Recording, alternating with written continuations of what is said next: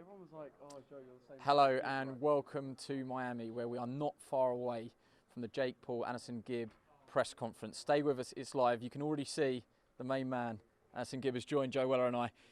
Gibb, hello. How you doing? How are the nerves? I'm doing fantastic, lad. It's like this. Yeah. It's like this. When it comes to, you know what it is? When it comes to fighting, I'm about it. When it's like this, second ever press conference, like, oh shit, what's it gonna be like? But Apologise for language. Do you remember at the start? You said, "I'll do my best not to swear." That was about 30 seconds. No, it's fine. Carry on. I've apologised. Carry on. yeah, so when it's something new, you get a bit angsty. But I'm here to deliver a show. That's what it is. How are you, Joe? Excited for this? Yeah, obviously getting closer and closer now.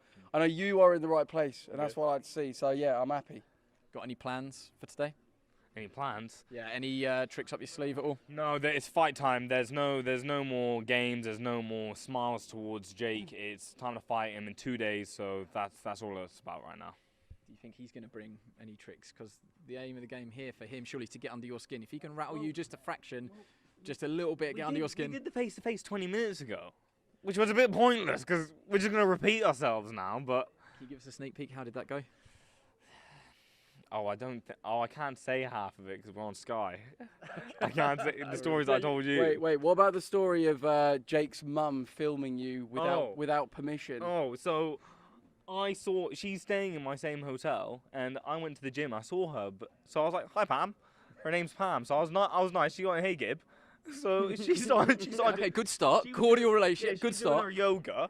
I'm running and I'm practicing just swiveling my body.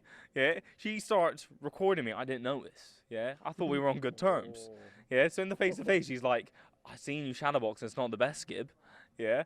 And I looked, who recorded me shadowboxing? She said, "My mum." Oh, Jake said that. Jake said my mum. Face off. So, wow. Yeah, I called her a snake. She snaked me. No, but isn't that bad? I mean, I think is that against the law? No, Filming someone in a gym without permission, that's not allowed. That's straight up I could have been allowed. topless as well. Yeah. Indecent. Sorry. Sorry. What about your physique? So I've read some quotes that boxing has literally changed your body shape completely. How hard has the training been compared to what you were doing before? So I've been training for about 4 years with Vidal. So before, I was fat.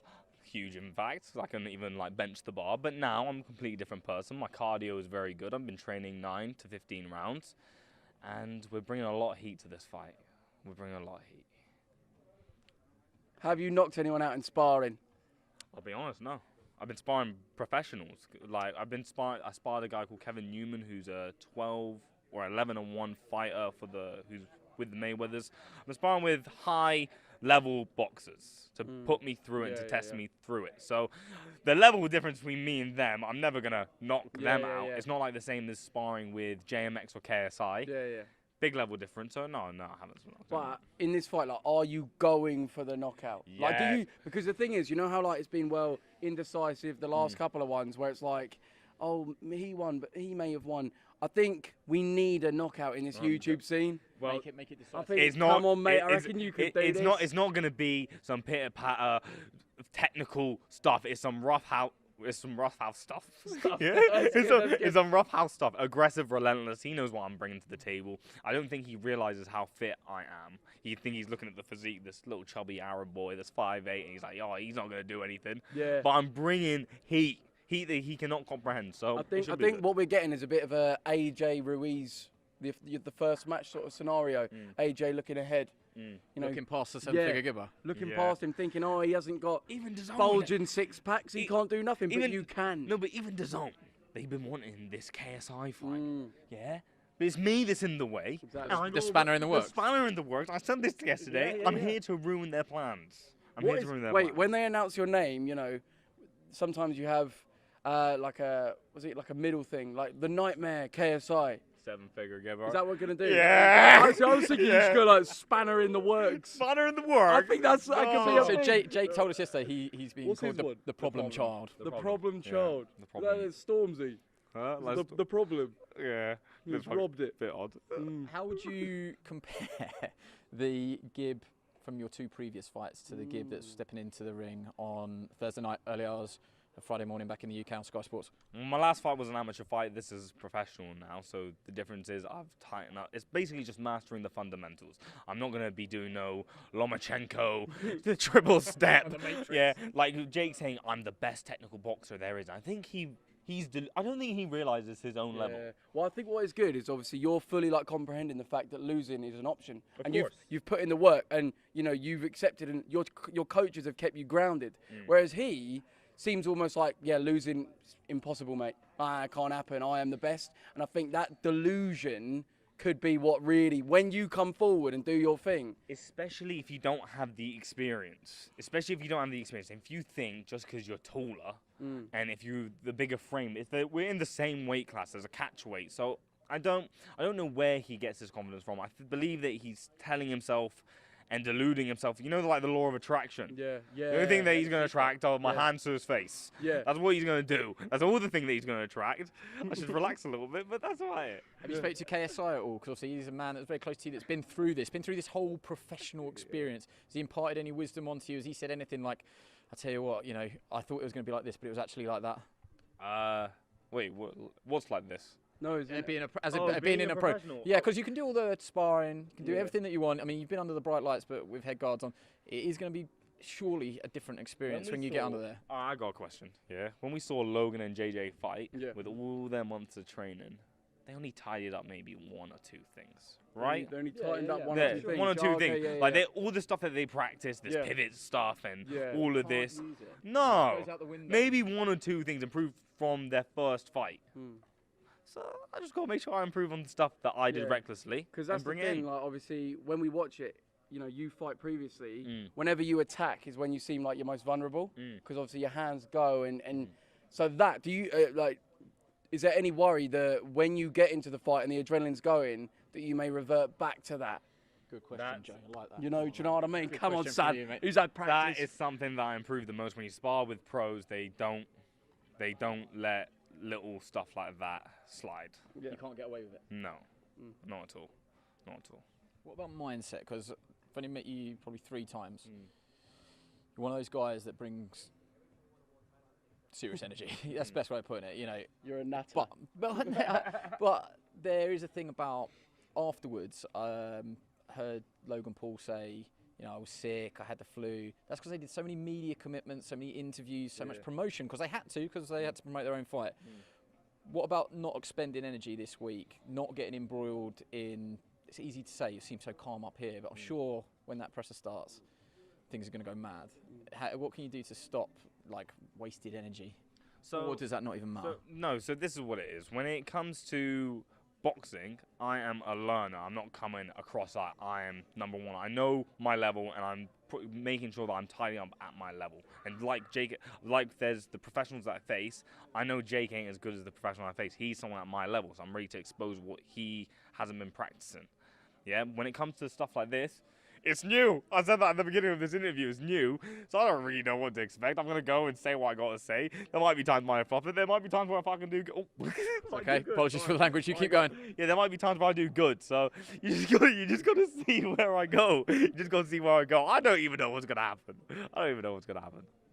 So, but like talking about obviously how you feel when you're in these high pressure scenarios. You do things impulsively that maybe you're not in control of. Is there any worry that when you get into the high pressure scenario, fight night, that may also happen? No, because I really like to fight. Yeah, I really like to fight. When we obviously commentated the last fight, you were itching to get in that ring. Yeah. All you wanted to do is get in there. Say if we were at school, actually no. You do like practical stuff, and that's where you'd excel rather than like the writing and all of that. Is that like fair to say? Yeah, I can't read or write. That's what you're trying to tell me. No, but it's in like, wait, no, I didn't mean that. Let's edit that bit out. I can't read or write. Don't worry. No, The practical stuff. Hey, I did do BTEC for one thing. I didn't mean it. He's All right. gone, look. For practical, that's what I'm good at. The practical. Yeah? We're talking in front of a cinema. Yeah. What's everyone doing here sitting listening to me waffle? How's that happen? So do you ever think about that, like going from just FIFA videos to now here you are selling out? Wait, it's sold out, right? The arena? I have absolutely no idea, think but it is, I think it is. It's But sold so- out. yeah. If it's not, buy your tickets. So yeah, so how does that feel? How does that ever overwhelm you? The thoughts of No, that. it's pretty funny that I finessed It it. is quite funny. It's quite funny. It is Like, quite funny. how the hell have I finessed it to get me here? And Jake Paul's just agreed Here to we've it. got Theo Baker coming in. Come on, What- Theo. Come on, we're on live TV. No swearing. Theo, you very nearly scuppered this whole thing because I saw you on your YouTube channel ping a ball at Gibb and it nearly broke his forearm. So Yeah, you nearly ruined this whole thing. Yeah, I'm really sorry about that, Alex. I'm sorry I booted the ball at you, but you did okay. ask for it. No, I didn't. In the clip it says, "Go on, lad, Oh, ping yeah, the ball it at did. me." You do dare him, I think. You did, say, I I did. dare you to Yeah, hit I me. didn't realise you'd boot it that hard. I have precise aim. Fair enough. Wait, so Theo, how does it feel? Obviously, knowing that we started all this, and we are. So, hold on. Put this into context. You No, and so Theo, ba- put it, Yeah. go all that way back. Okay. We probably have you two to thank for all this. Well, now, He's a pioneer. Now these. Yeah, realistically, obviously, like what these boys have actually done, like moving forward, is where you really got to be thankful. But obviously, at the beginning, me and Theo, in a gym, just for a YouTube video, thought it'd be a good idea to do like a little spar, like a boxing match, and. About True Geordie. True Geordie commentated, I think, just from his living room. I sent him the footage. And then from there, it sort of like grew. I think KSI then wanted to fight the winner. And then that happened. And then it just all just went. But this could have been Malfoy. Malfoy could be, Theo could be standing. His nickname's Malfoy, all right? But he could be fighting Gibb right now in an alternate I universe. mean, I did have 10-minute breaks in between each round. Yeah. 10 minutes. I was knackered. It's very tiring. If someone had said to you now, so how many years ago was that? That was like 2017.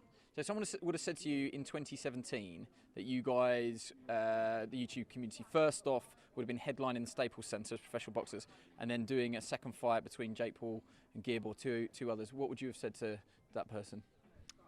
I would have said, "Wow, that's crazy." Like you're talking nonsense. No, But- 3 months ago when I said, lads, I'm fighting Jake Paul before Oh, it was no, signed, we did no not. one believed me. He I kept- told Leon and Vidal, I said, boys, we're training right now. Yeah. This fight is happening. Yeah. Like, why would Jake Paul ever want to fight you, lad? You think it's a big time? So I said, no, we're training right now. We started training, and now I'm there.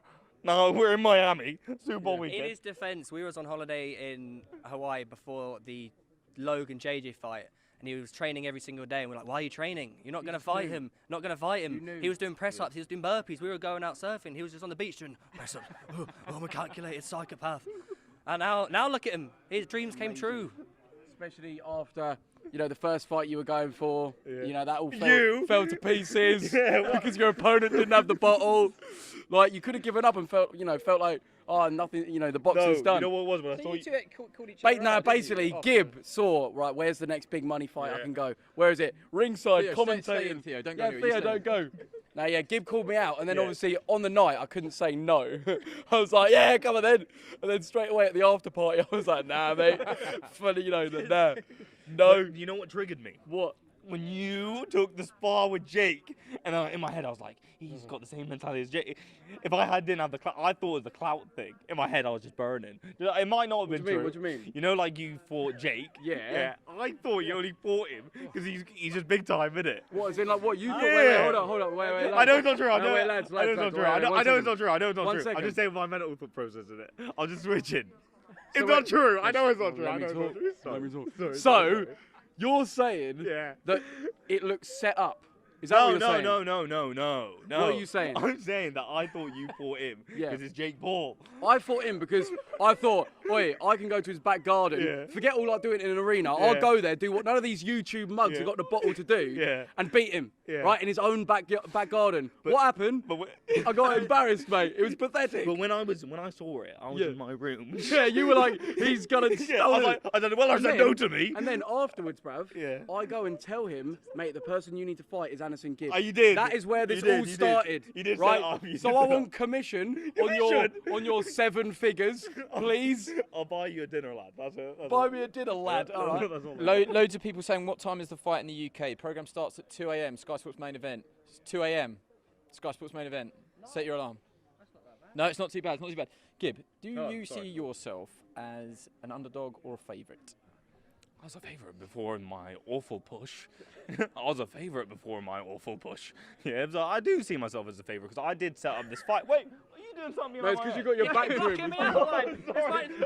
Put your name on the poster. What more Okay, do you my want? bad. You're big. Let Theo have his moment. All right, I'll sit here. Sit down, boy. Don't say that. You guys don't need me. Okay. You're all right. I thought.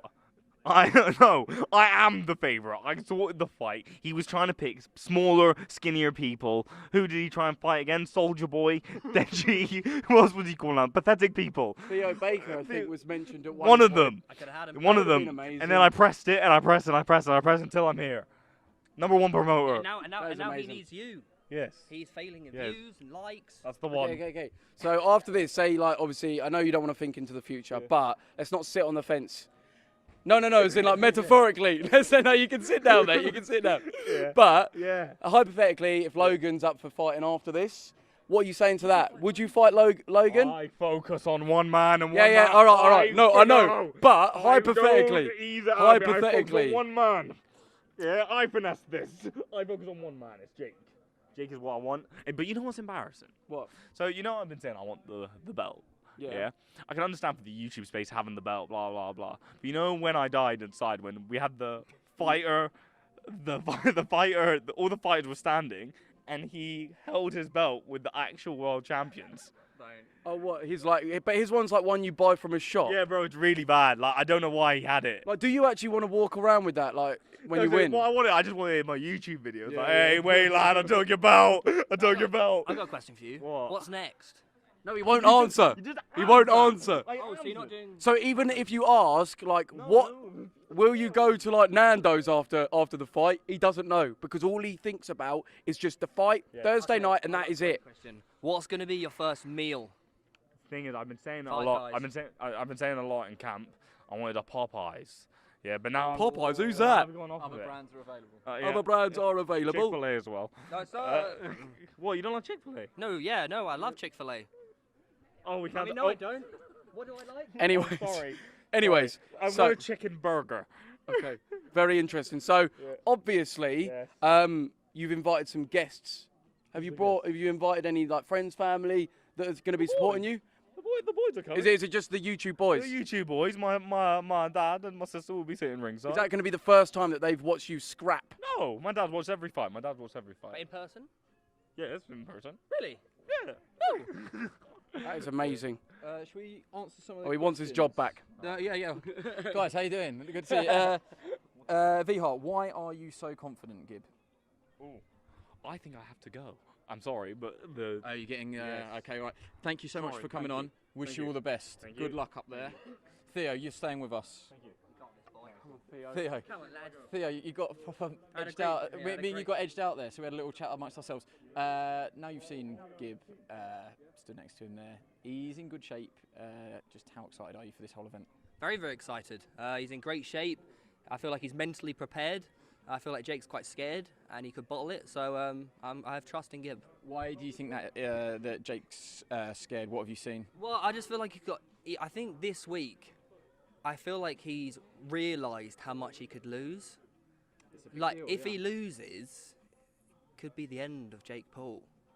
No, but is it, or just over, like, the end of Jake Paul in a For a month. YouTube sense? Because Yeah. as well, like, obviously, you know, apparently Logan's meant to be finished, but he's like banging views better than ever right now. So, like, is that whole thing of ending someone? I don't think you can end a social media person, like, personally. I feel like there's a difference between Jake and Logan.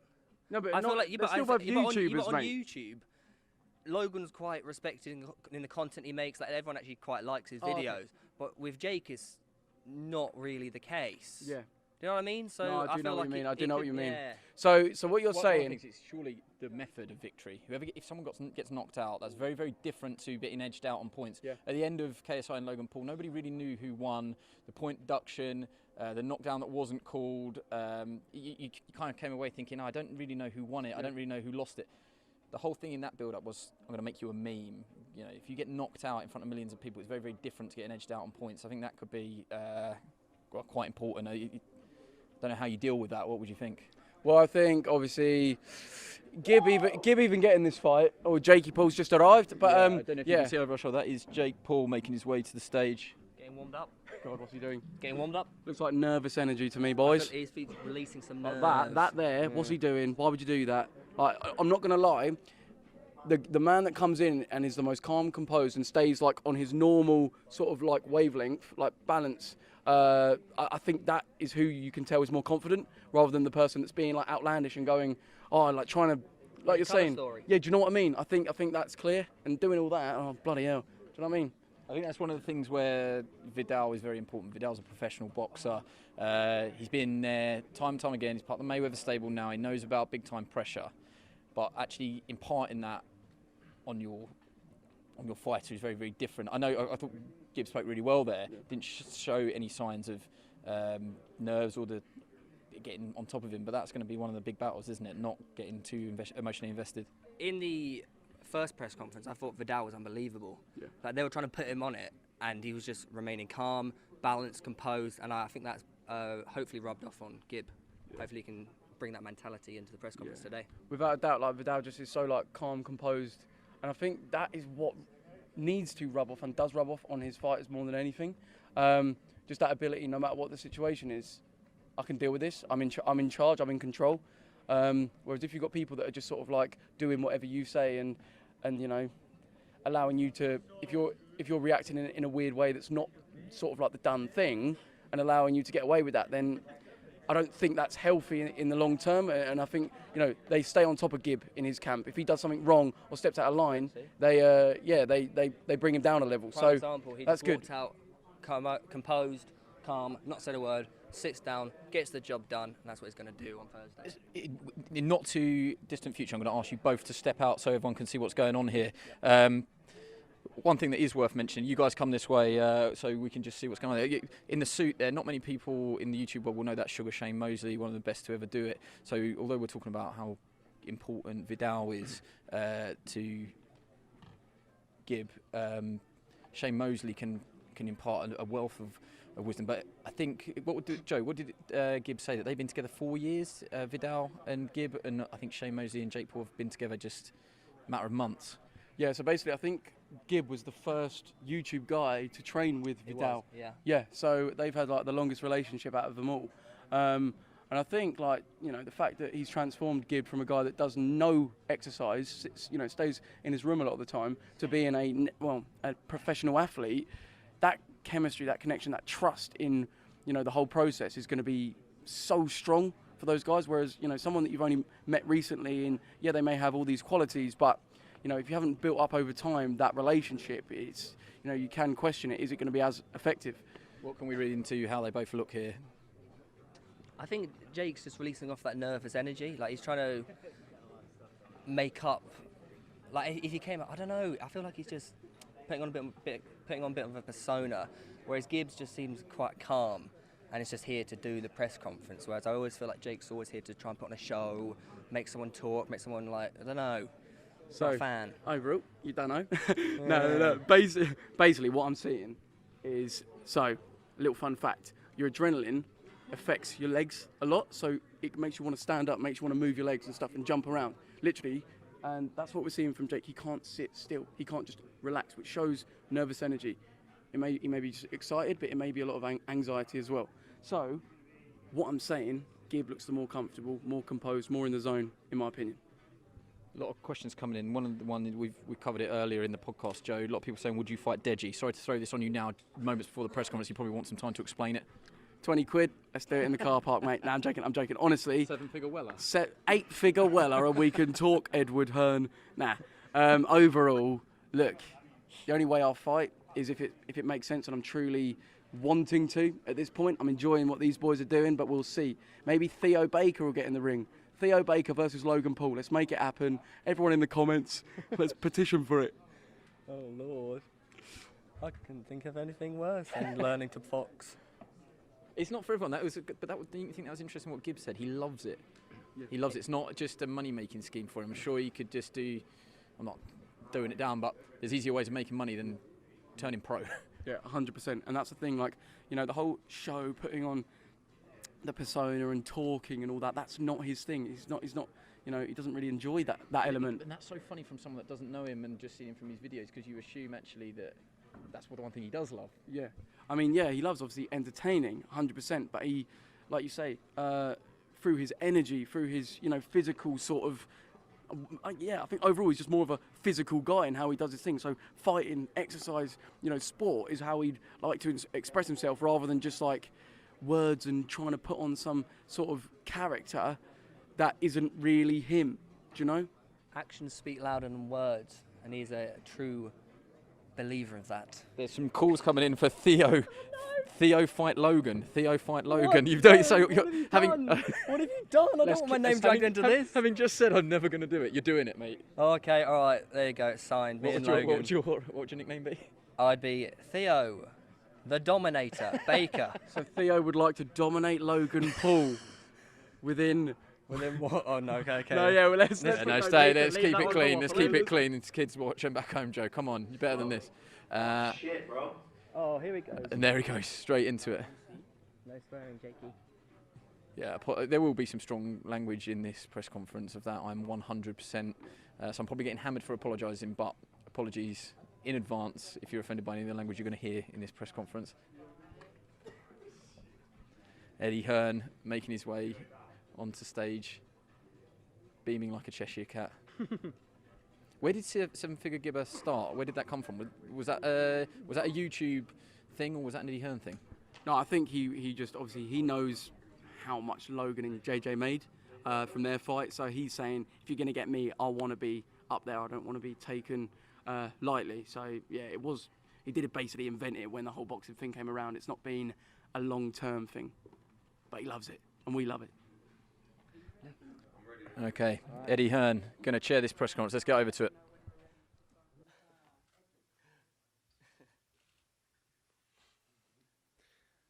Welcome everybody, and you ready? We're ready. Welcome everybody to Miami. Big week, Super Bowl week, and a huge fight card here on Thursday night, live and exclusively on DAZN. 2 press conferences for you today. Firstly, the madness of these guys, and then we flip to a World Championship triple header, which is absolutely breathtaking. I think it's one of the strongest cards, I was going to say of 2020, it definitely is, but even of last year as well. I'm looking to kickstart a big year on DAZN, and we look forward to doing so with an exciting card on Thursday night. This world that we're living in now of YouTubers, sports stars, reality stars wanting to take part in big fights is an interesting one. Last November, we saw a staggering event at the Staples Center. KSI against Logan Paul. It was one of the biggest subscription drivers for DAZN, one of the biggest pay-per-views of the year on UK, on Sky Sports as well. And it's remarkable to see the level of interest and the eyeballs that come in and the new blood that's coming into the sport from fans watching these guys, their heroes, take part in the ring. For me, as a hardcore boxing fan, I think the most important thing is the respect that these guys give the sport. And you'll see a couple of great trainers up here. Firstly, in Vidal, who obviously got the big win with KSI, and also an absolute legend in Shane Mosley as well. These guys have put the work in. They've been up in Big Bear with Jake and Anderson in Vegas as well, putting the hard work in to try and win this fight. As long as they continue to respect the code of boxing, we're happy to welcome this new blood, this new age of fan into the sport. And we've seen that our subscriber numbers, the viewership numbers who enjoyed the KSI Logan Paul fight, also enjoyed Anthony Joshua against Andy Ruiz too, who also enjoyed Jacobs against Chavez and other great content that DAZN have been putting out. So this is something that myself and Joe Markowski have taken a little bit of criticism for, but we're not short-sighted. We know there is a method behind this madness. We know that it's working, but at the same time, we know that we must respect the code of this great sport. And here you have 2 guys who have put the work in. I have no idea what's going to happen in this fight. In the KSI Logan Paul fight, I said many times, I think there's a few gifs floating around as well and memes, 10-ounce gloves, someone's getting knocked out. And it was 10-ounce gloves, no headgear, someone didn't get knocked out. Jake tells me this time that's not the case. And you said to me just then, I see in your eyes, you know I'm going to win. But I've got to say, there's something about you, young man. There is something about you. And I'm not sure yet, but I think you're a tough man. I think you're going to be tough to beat. But one thing I will say is, all the pressure is on you. Fact. All right? In this Pressure fight. creates diamonds. Okay. Can we give it up for Eddie Hearn, by the way? Great guy. Thank you, mate. I appreciate that. But we're going to hear from you guys shortly. Firstly, over to our partner. I'm going to tell him that he's responsible for this new YouTube invasion into boxing. Ladies and gentlemen, Joe Markowski from DAZN.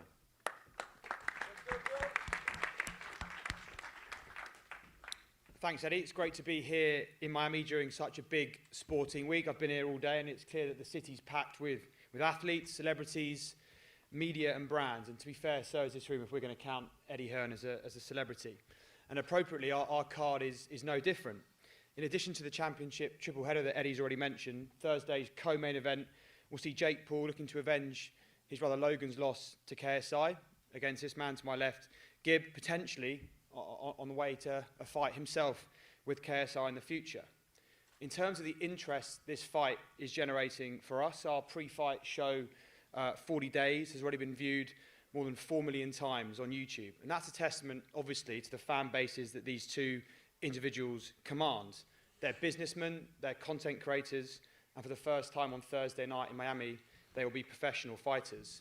The only place you can watch it is on DAZN. Just download the app, simple process, and enjoy. I want to thank the fighters and their coaches and their teams for making the most of this opportunity. Busy week we put you through in terms of media obligations, so we appreciate that. Thank you for the buzz you guys are generating on social. It's a noisy week. We're right at the heart of it, and we look forward to seeing everyone on Thursday night. Thanks very much. Thanks, Joe. We'll go to their teams now. I'm going to speak to you guys from your seats as well, so if you could pass your mics to your respective trainers. Vidal, firstly, I'll start with you. I think one of the great images of 2019 was you dropping to your knees when KSI got the victory at the Staples Center. Big week, big moment for you guys. We know you're a pro fighter, and that's where your future lies, but that was a big moment for the team to get that victory. 100%. You know, we're looking to repeat the same thing in a couple of days. It was a huge win, groundbreaking event. You know, we broke through a lot of doors with it, and it was just great to come out on the winning side. So, looking to repeat the same in 2 days. We've never lost, and I intend to keep that going. Tell us about your charge in Anderson Gibb. I've seen a little bit of footage. I would say unorthodox is a word that I might use as well. But, unorthodox. But I've seen the improvements that he made from his first fight. Yeah. And I have to say, I turned on to that fight a couple of weeks ago, your first ever fight, and I was thinking, my God, this might be a little bit tricky. The second fight, the improvements you made, and watching you in your camp as well, improving as a fighter. Definitely. You know, the thing with Gibb is, as I said before in other interviews, I'm not going to sit here and tell you he's the best boxer in the world, because he isn't, but neither was Marcus Maidana, you know, and he beat boxers way superior than him. And I feel like I can compare Gibb to him because he has that rough element, and he provides something that I don't think people from his community should have. You know, he has more toughness than the average YouTube guy. And I feel like that's enough for him to beat Jake, combined with pressure, combinations, the chin. You know, I've hit him hard myself on purpose just to test him, and he's taking those shots. And I don't feel like, you know, Jake's going to be able to do much with him. I think that most people going into the first fight would have said that Logan was perhaps technically more skilled than KSI. And again, the same here with Jake. But you just feel, and a lot in the first fight was about KSI's, you know, robustness, his toughness, his will to win. Is that what it's going to come down to here as well? That's the thing, you know, the way KSI fought Logan, Gibb fights like that, but more refined, because that's his style. You know, JJ didn't show any of that in training. He just said, you know, on the day, I'm going to battle. And he did, and he got the victory. Gibb fights like that, and he's used to fighting like that. And that's why it's very dangerous for his opponent, Jake. Thank you, Vidal. Shane, did you ever think that you would be in the corner of something like this, of a moment like this, these new age of fans? I've seen you up in Big Bear. Yeah, this young man looks like he's put the work in. He's definitely put the work in. And, you know, Jake is not only he didn't just come to me just randomly, like, oh, Shane, will you train me? It was more, you know, we're more friends than anything. So I've been knowing him for a couple of years now, and you know, I wanted to train him and show him all the ropes of boxing, and he showed me that he could put in the work. He showed me that he really loved the sport of boxing and that he was taking it very seriously. And I'm very happy by the progress that that Jake has done in Big Bear, and just the people he's worked with. They're impressed by him. Everybody's impressed by Jake and how he's taken to the boxing world. Where do you lie on this whole scene? I mean, obviously you are one of the greatest fighters of all time. You have so much history in the sport. There is a lot of mixed feelings about these new age of celebrities, if you like, coming into the sport. They're bringing massive eyeballs to the sport of boxing. We saw that with the KSI Logan Paul fight. But obviously you see it from the inside. You see that these guys are putting the work in and do have the desire. No, they definitely have the desire, and it's just like anybody that just comes off the street and wants to fight. And I'm not going to train you if you're not putting 100% in, mentally, physically, all the way around. You know, I'm very impressed by Jake, by his athletic ability, by his mentality, how he approaches the fight. It's like he's working harder than a lot of professional fighters that I know that come up there and work with them. He's actually outworking them. So he's definitely put the work in. He looks very good. He's strong, he's fast. I mean, he's ready to go. I guess a lot of this is down to how both fighters deal with the occasion on the night. Two guys that aren't experienced, you know, like most world champions going through the ropes, and ultimately all the work that goes in is going to come down to Thursday night. People talk about Gibb has to out tough Jake Paul. Do you see that toughness from him in sparring? Do you think that he's got the cojones to mix it in there? Oh, of course. I mean, he's been there with tough guys. I put him to the test. I didn't make it easy for Jake. Like, he has a different mentality, and he doesn't quit. It doesn't matter how hard he's been hit. He's been hit by some of the hardest fighters in the sport at 154, and he didn't quit up in Big Bear. Like, so he's strong. He's ready to go. And you know what I have to say about the YouTube, the whole YouTube thing, boxing thing. It's entertainment. You know, boxing is entertainment, and you know, this is a form of entertainment, and it's bringing a lot of new fans and followers to the sport of boxing, both guys, and I'm happy for it. I'm happy for the sport because now it's going to continue to grow and grow and grow. Thank you, Shane. Anderson, you crazy mofo. Hello, lad. Right? You ready? You ready for this? This is a big moment for your career, your life, whatever it is. I remember we was at the KSI Logan Paul press conference in London. Yeah. People were throwing all sorts at the stage, and then all of a sudden I see this little man try and jump up on the stage. Keyword little. And I was like, who's that? It said it's Gibbs. So I thought I'm going to go and get him up there. You two came face to face, and now it's on. It's Miami, on. Thursday night. That's the world's it. watching. You're going to get in there and fight this man. You ready? The training camp's done. I've been tested, pushed to my limits, but I'm ready to go to war Thursday. And obviously, this experience for you, you have boxed before. We know you're 2-0 as a fighter. This is your first pro fight. Yes, sir. How do you see this fight going? Are you aware of people saying that he may be technically better than you? I think that's his aim, to go for the technical approach, but when you see me fight, I'm on the rough house shit. It's going to be aggressive, relentless, and I think he knows what's coming. I think what we saw with Logan Paul and KSI was just that two guys going into an arena who were out of their comfort zone. And once the bell went, everything kind of went out the window, and it was just about who wants it more, who's tougher, who's prepared to hang in there the most. Do you need to take him to the well on Thursday night? Do you need to take him to a bad place? Do you think he has quit in him? I think he's tried to select his opponents before, and this wasn't his ideal scenario for an occasion. I think he's been dreaming for bigger fights and even picking smaller opponents. So when he comes to fight me, it's definitely going to be a rough night. When we talk about the build-up to this fight, a lot of the build-up and the sort of point scoring is not about someone who's trained harder or who might be in better shape. It's more about the views and the numbers. And you've been very critical of Jake in that respect, saying that he's done, he's finished. For you, what does this moment mean for you as a YouTuber? Because Jake is a big name. He does have a huge following, but you've kind of come on the blind side here and could become a little bit of a sensation overnight. Of course, getting this was like, I finessed my way into it. I got it without his choice or being. But when it comes to, wait, repeat the question again, sorry, I forgot. Shit, my bad. Basically, do you think that he's finished? There's the risk to reward. Tell me about Jake Paul. You hear that laughter? That's So what you're tell going to me hear on the about night. Jake Paul You hear in that a laughter? That's YouTube what you're going to hear on the society. night. I can't hear what you're saying. Tell me about Jake Paul in a YouTube world. Where is he at right now? Right now, he is in a dangerous place. The risk for him is incredibly high for this fight. For me, I've got nothing to lose. Right now, I've gone in, I've trained as hard as I can, but Jake is definitely in trouble if he doesn't secure the win. How bad do you want it, Gib? How bad do I want it? I want it fucking really bad. That's why I train as hard as I can in Vegas.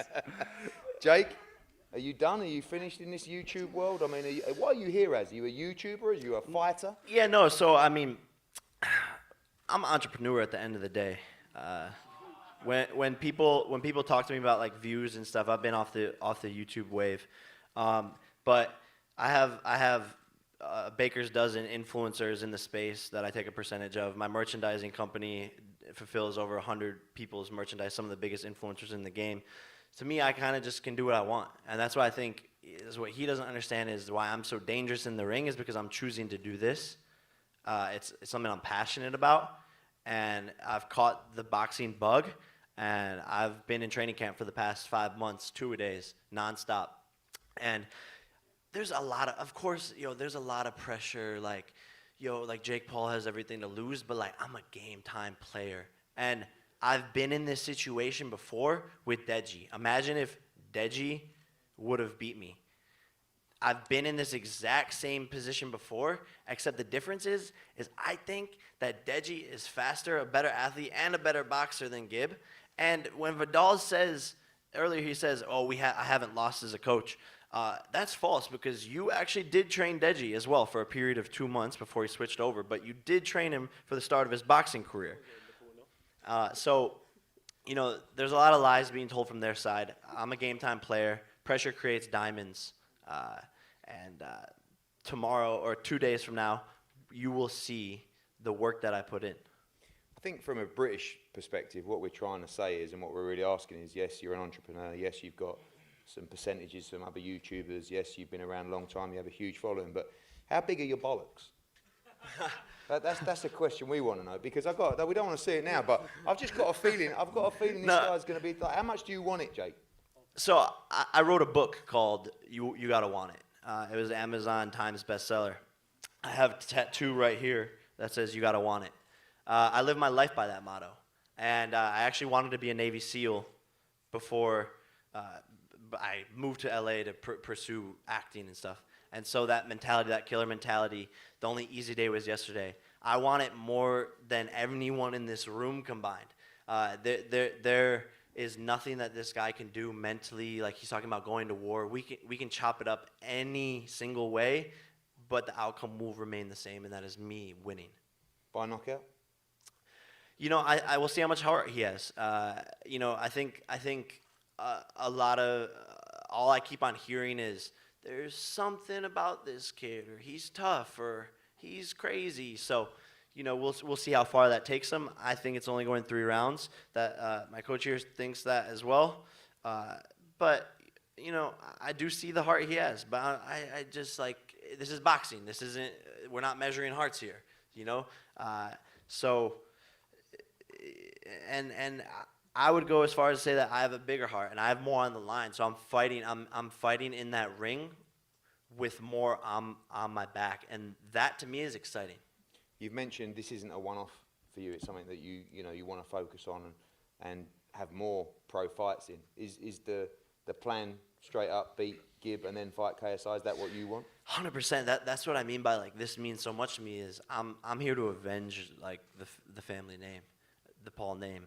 And after I beat Gib, to me he's a stepping stone, and then I'm going for KSI, and from there, who knows where the sport takes me. But I love it, and it's fun, and I'm good at it. I wouldn't just do something just to fucking do it. Thank you, gentlemen. Thank you to the trainers. Jake Paul against Anderson Gib this Thursday live on DAZN across America. Do not miss it. Last time out, we had a great undercard, and we had KSI, Logan Paul. That ended up being the most entertaining fight of the night. I think you're going to see the same kind of thing here. No one knows what is going to happen in this fight. I haven't got a clue, but I know it's going to be a lot of fun. Do not miss it. We're going to pose both guys and their teams here now. and they'll be ready to see you at the weigh-in tomorrow, and we will enter our second press conference shortly. Thank you.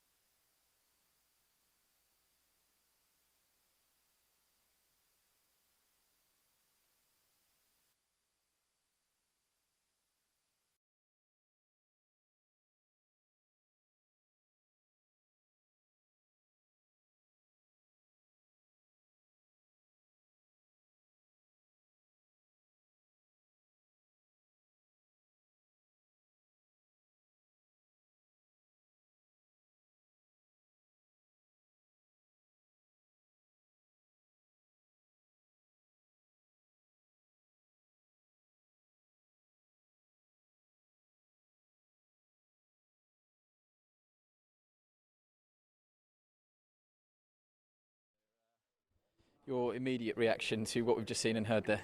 1-0 Anderson Gibb, simple as. Really? Straight up, mate. Look, did you not feel it in the room then when Jake was just waffling and waffling and waffling, just trying to go round the houses, trying to scramble some logical explanation for what he was trying to say, and it just didn't make sense. You know, Gibb, he's focused. Obviously, he's having a laugh, but I just feel like Jake's nervous energy. There's no clear vision for what he's about to do. Like he keeps just, do you know what I mean? Yeah, Entrepreneur, bloody merchandise, talking about things that aren't relevant. And I just think that, Gibbs in the zone. Gibbs funny because he doesn't try too hard, maybe he actually said exactly what he was going to do in our little chat beforehand, which was, I'm not going to try too hard with all of this. I'm just going to go out there and do what I do, and it was actually quite nice. It was funny. It was good. We've got guests. 100%. Cal Freezy. Yes, mate, what's going on? What did you make of what we just saw there? Well, the ending was a bit weird. I don't know. He's a bit of an odd bloke, this guy. Like, he's a bit of a clown. But, I thought, Gibb did well. It was pretty tame. Definitely more tame than the KSI Logan ones, that's for sure. Am I naive in thinking that I was expecting more? I don't know. The fireworks of KSI and Logan Paul, I think we got, spoiled that. I thought we were going to get that again. It was a very different atmosphere from start to finish. Yeah, no, absolutely. I mean, I think, those two characters, especially JJ almost brings it out of their opponents and things like that. But I think Gibbs almost the opposite. I think Gibbs really just cares about fighting. He really doesn't enjoy this sort of stuff. He just wants to get in the ring and, just put all the pain into Jake Paul. Do you think that Gibb wins this? This is the first time we spoke to you this week. Are you confident that Gibb is victorious? Yeah, I mean, I think it's going to go to decision. No one's going to get knocked out in this one. It's going to go decision. But I've said it before. I think if it's a close fight, they're going to give it to Jake because, they're going to want to see that KSI versus Jake fight. But I think Gibb wins convincingly. So, I'm not too bothered. It's going to go all the way to the decision. What about LA? We haven't had a chance to speak to you. Do you enjoy the KSI Logan Paul fight? Do you enjoy everything that you saw there? Yeah, from what I remember. I mean, I had to rewatch it again the day after just to double check that it was all correct. But it was absolutely amazing. For my good friend to win something like that, it's just fantastic. And then obviously all the partying afterwards was just carnage. So yeah, good times. Just carnage. Yeah, carnage, but well deserved carnage. Well deserved. Do you think we'll see? I don't want to take it away from Gibb and Jake Paul, but do you think that we will see KSI against the winner or loser of this fight? I mean, you can't imagine that he would fight Gibb, but would he fight Jake Paul, do you think?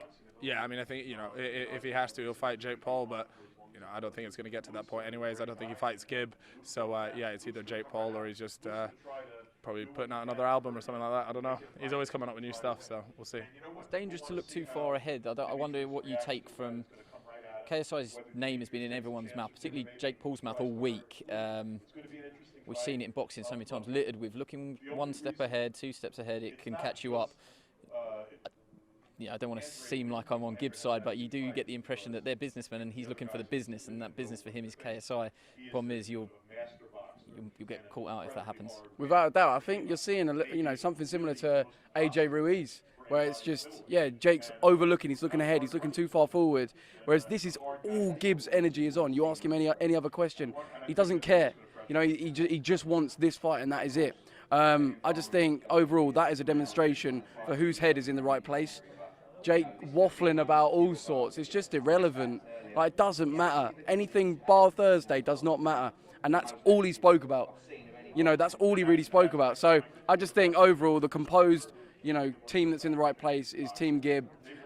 Shane and Jake, I think they're two on paper that, you know, they bring a lot of qualities, but I don't see that as a unit and a team that can actually beat Team Gibb, in my opinion. Now, before I let you go, final prediction then.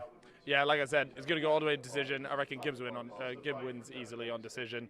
Looking forward to the night, and come on, Team Gibber, let's go. I'm just going to make sure I'm not going to the same after party as you by the sounds of that. Enjoy it. I've got to swap you out. Let's bring in Frank Smith from Match Sports. Frank, how you doing? Very good, thanks. I'm thinking about setting up a YouTube page. Okay, what would you do? I don't know, I'm a bit boring. Can you give me some advice? I reckon You could be describing me, mate. Don't worry. I don't worry. reckon Chubby Bunny Challenge. Start off with one of them. They're great. Wait, do you know what that is? Mate, is right. Mate, do you not know what that is? No, I've got It's where no you put idea. marshmallows in your mouth and try and, yeah, it's an all sort. It's crazy. It was because I was a bit No, overweight. mate. See, that's where you need to get on it. Learn. Sucking it in on the stream. Frank, one thing that we should ask you about is when the whole KSI Logan Paul fight was first mentioned on Matchroom, the backlash was huge. How do you feel the reactions has been post that fight? Because I don't know if you feel the same. It seems to have mellowed a little bit. There was an acceptance that, you know, they did. It was an entertaining fight. They trained hard and they did what they wanted to, you know, achieve what they wanted to achieve. Would you agree with that? Yeah, I think the fact, like Eddie said in there, the fact that they go in there, give it everything, they take it seriously, go and put themselves in a training camp for 3-4 months. I see that as a difference. You know, if they're coming in just like, I've trained for a week and I'm going to have a tear up with this other geezer off YouTube, there's a problem there. We wouldn't be involved with it. But the fact they're taking it seriously, I think people have come round to it.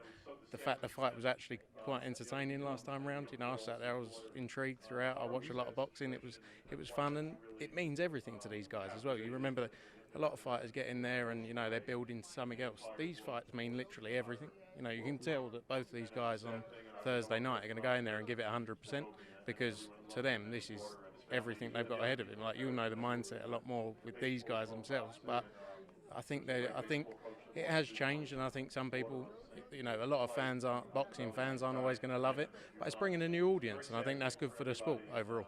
What about why we're here and the time? Miami, why choose? It is. It 100% is. Come to Miami. I'm not working for the tourist board. Come to Miami. Why Miami and why Thursday night? Super Bowl week. Yeah, obviously DAZN, you know, sorry, I didn't know if we were starting. DAZN are doing a lot of work. You know, they do a lot of work with the NFL in other markets, and you know, they wanted to come here. It was a big push for them to come to it with all the media around here. There's a lot going on, as you can see. You got Radio Row. The whole week literally turns into every media outlet is here, and it's a big thing. You know, to do an event around the Super Bowl is great for us. You know, just the buzz around the area, celebrities, influencers, YouTubers, everyone's here. So for us, it's good. It's good for the brand. It's good to bring a new audience in. Hopefully, we'll bring a few new people across. Let's bring in one of those people. Frank, I'll say goodbye to you now. Yeah, substitution. It's a very fluid situation here. The champ, come on in. I'll shake your hand. I don't want to shake your hand too strongly, though, because you have been injured. Which arm was it again? This one, the right one. How has your recovery been? Devin Haney, ladies and gentlemen, on our stream. It's been great. You know, everyone's been real timid with me with my arm. Everyone has. That's like, I thank everyone for that. But you know, recovery has been great. I just started physical therapy, so my shoulder's coming along well, and I should be back in the ring soon. Yeah, I mean, you will have a window. 2020 is going to be a big year for you. Realistically, how long before you're punching again? Realistically, how long before you're sparring again? And what would you say to Eddie in terms of fight date? What's a realistic goal for you?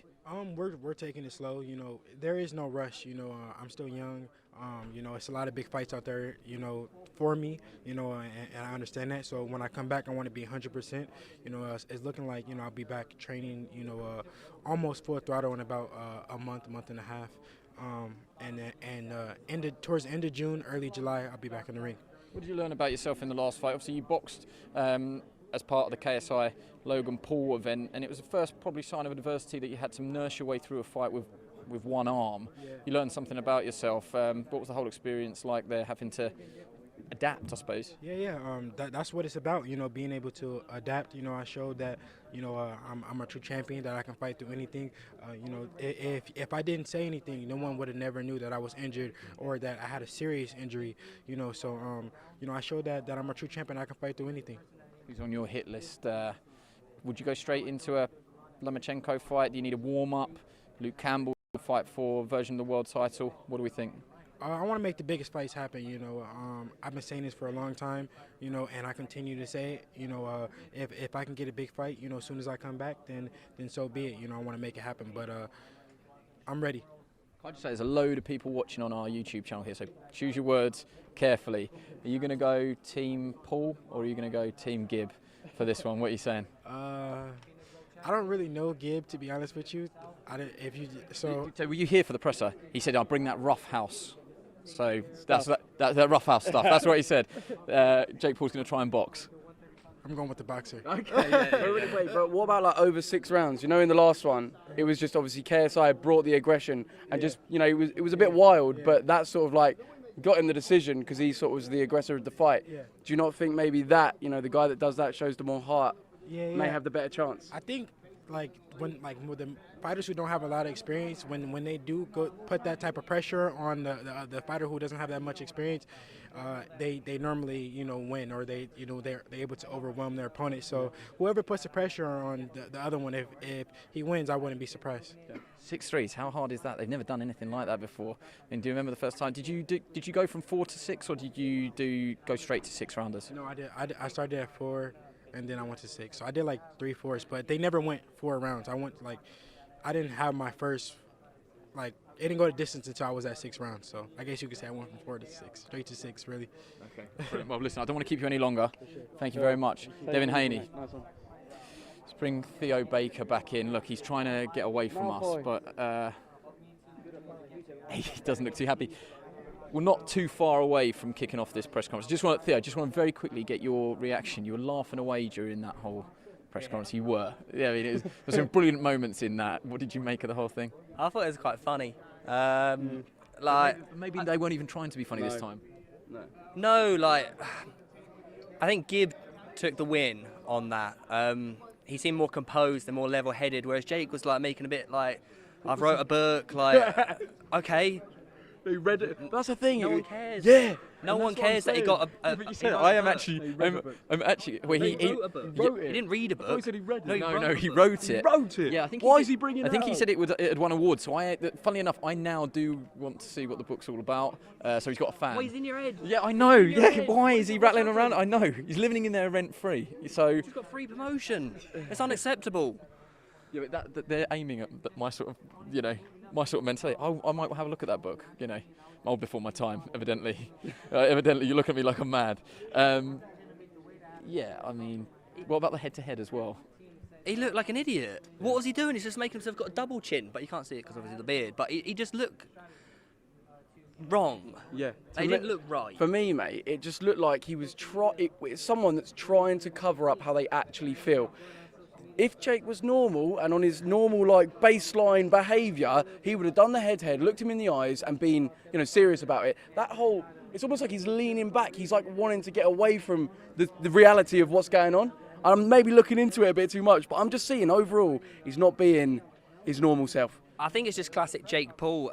He just never really looks good at this sort of stuff. He always comes off with why has he done that? What's he doing this for? But he tries to play he tries to be a troll. He tries to make himself look stupid, but in a way that he's wanting to do that. Today, I think he was trying to be serious and trying to be, intellectual and he's witty, but he just looked really cringy. It just didn't come over right. We were all looking around what's he going on about? It's just irrelevant. Yeah. One thing I would say is, we've done a lot of high-profile fights where you talk about who won, lost the press conference, and ultimately it doesn't really matter. But these guys aren't anything other than 2 YouTubers who happen to be in professional boxing. Does the winning or losing the press conference matter?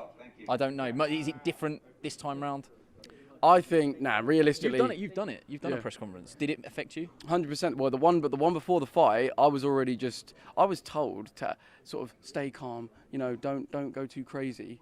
Let's step out here. But in a way, that made me be someone that I wasn't. It made me have to almost put on a persona, and that, in effect, made me less confident, less feeling comfortable in the situation, being myself. So, yeah. And then I went on to lose the press conference, and the rest happened.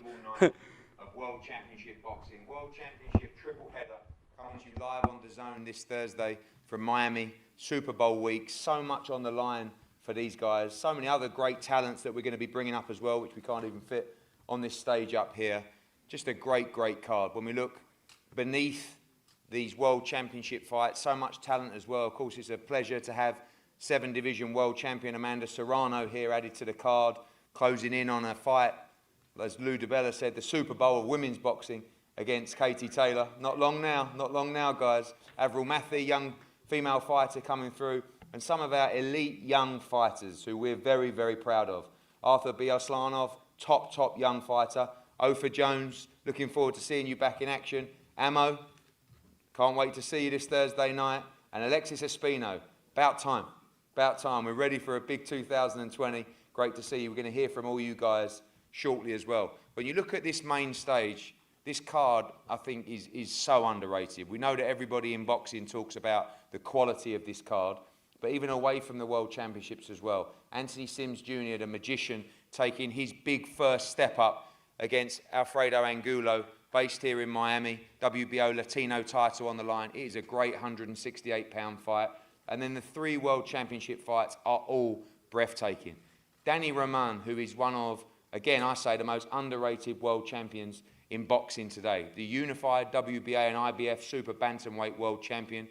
We saw him in probably the fight of 2019, unification fight against TJ Dehenny. This time, he's mandatory challenger for the WBA world title, Murajon Akhmadaliev.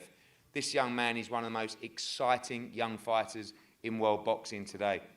Part of World of Boxing, I want to thank Vadim Kornilov and Andrei Rybinski.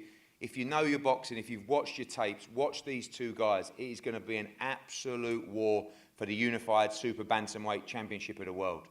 For me, you know, one of the fights on the card, Tevin Farmer against Jojo Diaz.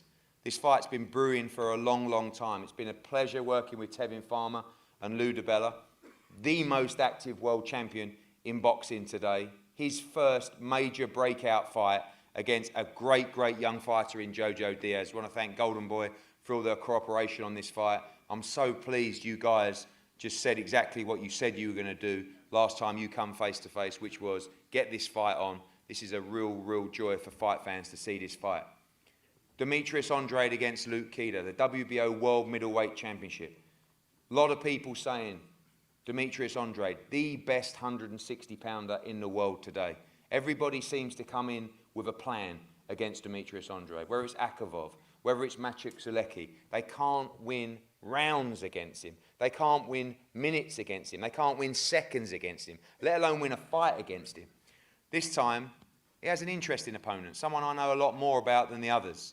Luke Keeler, WBO ranked #2, very tough, very game, the absolute opportunity of a lifetime. And if you know anything about Ireland, if Luke Keeler pulls this off, he will go home as an absolute hero. Great trainer in Peter Taylor, great team in MTK Global as well.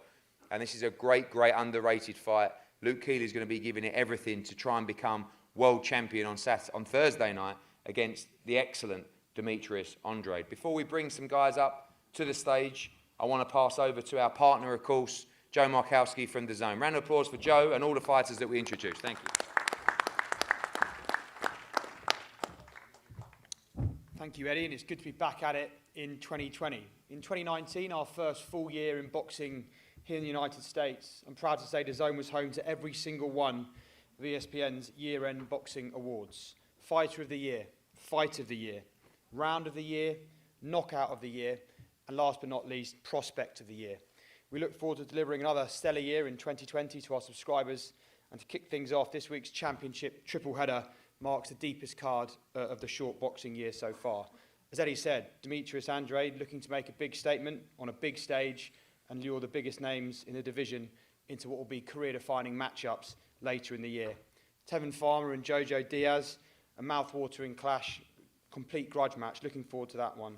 A guy in Danny Roman, who's been a DAZN fighter since our DAZN launch, putting both of his belts on the line against a hungry, undefeated fighter in Akhmadaliev. We appreciate all of these fighters for their commitment. It's a big week, but we're cutting through. We're blending worlds. And Thursday night, week of the Super Bowl, you can ask for a bigger stage. So thank you to everyone in attendance, and we'll see you all on Thursday night. Thank you, Joe. When we talk about women's boxing, as we said, the fight of the year, the century, maybe the entire sport could be approaching us in Katie Taylor against Amanda Serrano, but so many young fighters are coming through as well. Terry Harper, one of our most exciting charges in the UK, fights for the WBC world title next week against Eva Wallstrom. Shannon Courtenay, so many young fighters on our roster, and I'm delighted to welcome up a young lady who has embarked on a career. She's at early stages of her career, already undefeated, part of the MTK team and based here in Miami. Ladies and gentlemen, Avril Matthew.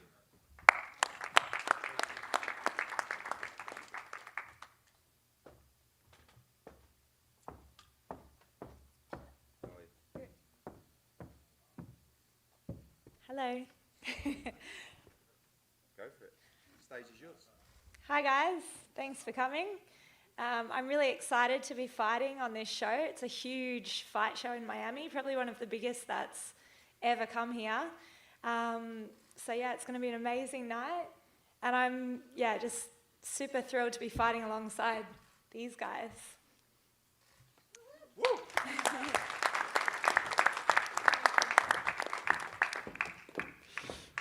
Thank you, Avril. And now a young fighter, hungry individual, one of the top young prospects I've seen coming out of Canada, Arthur Biaslanov.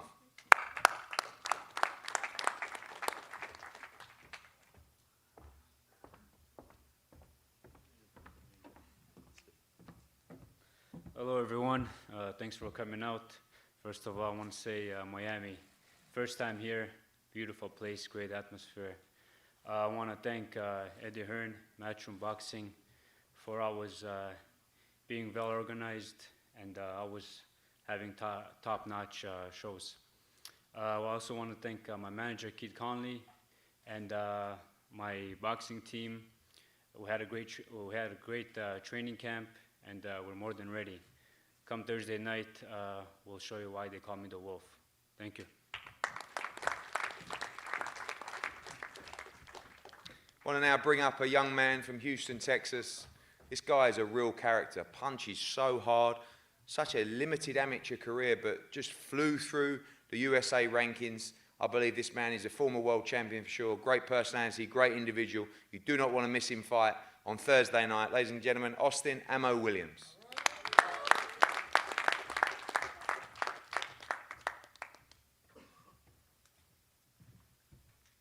Thank you everybody for being here. I want to say, going through the amateurs so fast, I had to just find a way to get the job done, win the fights. But now I got a lot of time to, relax and learn my style, and I've got a lot more resources, more coaches, better sparring and things like that, where I can actually develop my own style. And this year, this decade is going to be my decade, because now I'm not just going to finish the job. I'm going to let my new style emerge that I'm bringing to the game, and I'm bringing something new that the new generation will want to mimic. I think we see a lot of the same things in the sport today, and just like Matchroom is doing, I want to do something very innovative for the sport, and it's time. It's time for Emma to come out and do something new. So thank you guys for checking me out all the time and watching, and everybody who's going to be there Thursday night, expect fireworks. Well done, Ammo. This young man I'm about to bring up now is in the Robert Garcia gym. I think at this point we should also remind ourselves of the thrilling fight card we have on February the 29th in the Ford Center in Frisco, Dallas, where Mikey Garcia will fight Jesse Vargas. Also, Cal Yafai will defend his world championship against Chocolatito. And our new star from Mexico, Julio Cesar Martinez, will defend his WBC flyweight championship against Wales's Jay Harris as well. Joseph Parker, Murat Gassiev on the card as well. February 29th on DAZN. It's a banger. Also want to acknowledge at this time, probably the most exciting young fighter. We can't even call him an exciting young fighter anymore, because he is a world champion. Ladies and gentlemen, a big round of applause for the outstanding future Hall of Famer, future multi-weight world champion, future superstar, Devin Haney, ladies and gentlemen, in the house here. Don't worry, you don't have to come and talk. It's fine. It's fine. We know you're shy. Right? This man out of Robert Garcia's gym, is an outstanding young fighter. Like Amo Williams, had a limited amateur background, but has already come through being very, very exciting. Huge puncher, such an exciting young talent. Ladies and gentlemen, from Las Vegas, Nevada, Alexis Espino.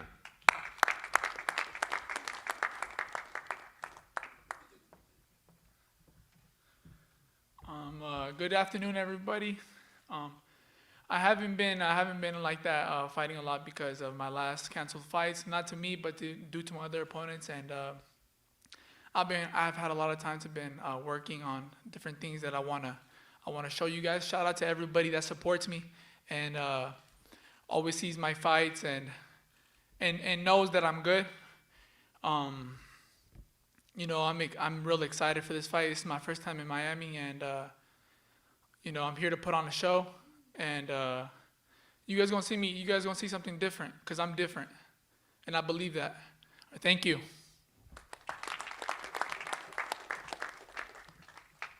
Thank you, Alexis. Alexis also part of the February 29th card in Dallas, coming through on Thursday night cleanly.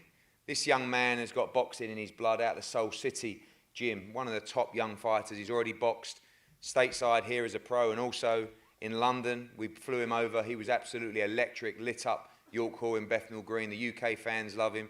The US fans love him as well. He's got a huge future in the sport. Ladies and gentlemen, from Toledo, Ohio, Otha Jones.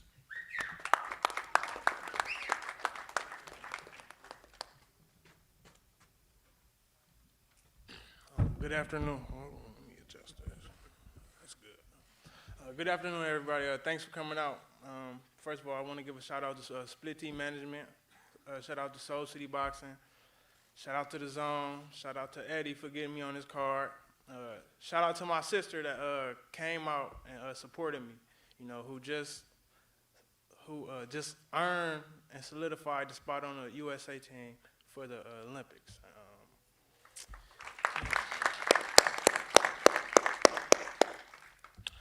Well, where do I start, man? A lot of good talent on this card. We got the slick Tevin Farmer, Demetrius Andre. Hold on, a little backstory. I was at the Devin Haney fight when he first got his title. Yeah, I see you. Shout out to Devin Haney too. Yeah, I think I was getting something to drink, and I seen Demetrius Andre. You know, he's like, "Hey, Otha, I'm talking to me. You know me?" I was just shocked, and you know, it's good to be on this card with him, and good to show my talent with all these good talents, and I'm ready to show that I'm one among these talents, all up here, just like they up here. I'm gonna be up here one day just like them, and I'm gonna show that. Thank you.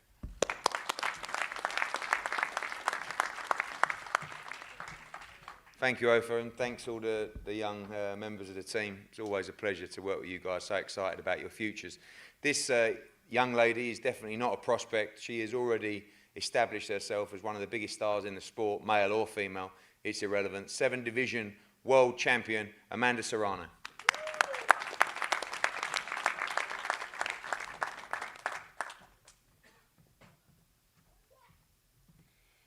Hey guys, I know this is a last minute thing. I just found out last week I'm on the show, and who wouldn't want to be on this incredible show with these great champions? And I'm going to show I'm one of these great champions. Thank you so much, Lou DeBella, Eddie Hearn, Matchroom Boxing, and The Zone for squeezing me in this great show. And come Thursday night, gonna be a great fight. I'm ready. I was training for an MMA fight, but I got canceled, so I squeezed my way in here.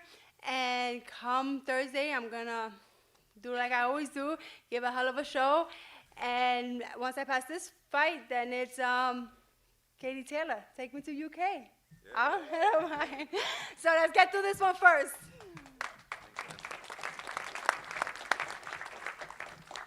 Thank you, Amanda. We join everybody here on the top stage now. And again, this is an interesting fight.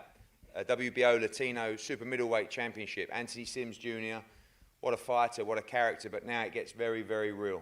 This is a proper fight to take him to the world rankings, to take him to World Championship fights in 2020. His opponent, the current WBO Latino champion, Alfredo Angulo.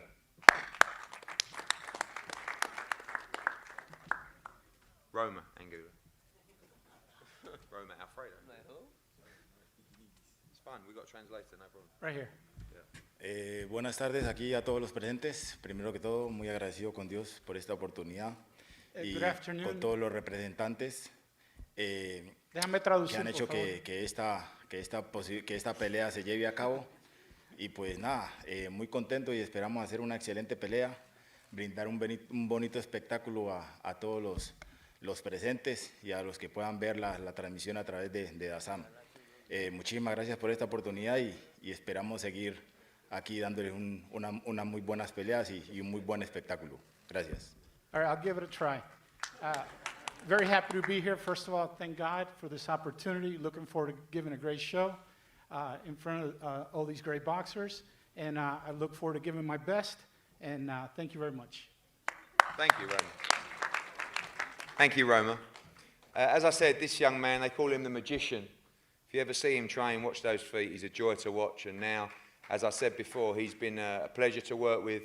He's boxed all around the world, boxed in the UK, has a huge fan base in the UK. I believe he can be a major, major star of the sport. And now it's time to get real in these big fights and see what he's made of. And we believe plenty. Ladies and gentlemen, the magician, Anthony Sims Jr.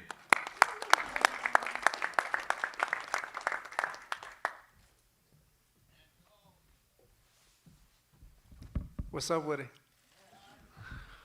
Since we're telling stories, I got a story about Devin Haney. All right, I'm going to go ahead and tell the story real quick. So I'm at Devin's house, kicking it. And I walk by and I say, man, it's a nice fox statue you got right here. And he's like, we ain't got a fox statue. I'm like, it's right here. I'm looking at it. So I turn around and I look back and it's gone. Right? So I look up and it's up on the wall. And I'm like, man, give me a broom. I'm about to knock this boy right out the window. She starts screaming and stuff. I'm like, man, calm down. I got this. Just line it up. So I hit it, knock it into the pool. His dad gets home and don't believe there's a fox in the house. He thought I was just breaking shit. Yeah. So that's my story. But thank you, DAZN. Thank you, Matchroom. Thank you for the opportunity. You know, I bring the funk in the trunk with the skunk and all that junk. I like to have a good time, sticking and moving and grooving. And for those who don't know, yes, I am Latino. Yes, I know. My mother's Cuban. For my Latinos, para mis Latinos, gracias por la oportunidad. Mi español es muy malo. Pero mi español es muy malo porque mi madre no enseñó mi español. Pero ella enseñó mi la pelea. Sí. Gracias, WBO, DAZN, Eddie, Matchroom, everyone again. All my UK mates, I love you guys. You know, Lemon Squeezer Bros, love you guys. Yes, right, mate. And, you know, they always talk about me fighting better opposition. It's my opportunity. I feel like this is my time. It has come. I'm well prepared. And expect a funky, groovy night, baby. Yeah. Oh, gracias.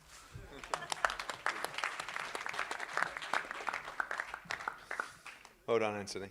Okay, we go to our World Championship fights. As I said before, this fight is, for me, could steal the show on the card. The WBA, the IBF, World Super Bantamweight Championships against the fine champion, Daniel Roman, and Murodjon Akhmadaliev, one of the most talented amateur fighters coming out in recent times, out of the Uzbekistan team, has already looked sensational as a professional.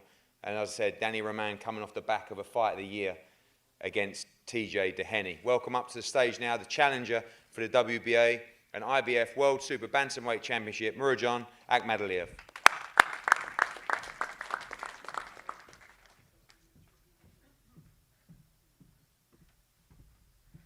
Ассаламу алейкум всем.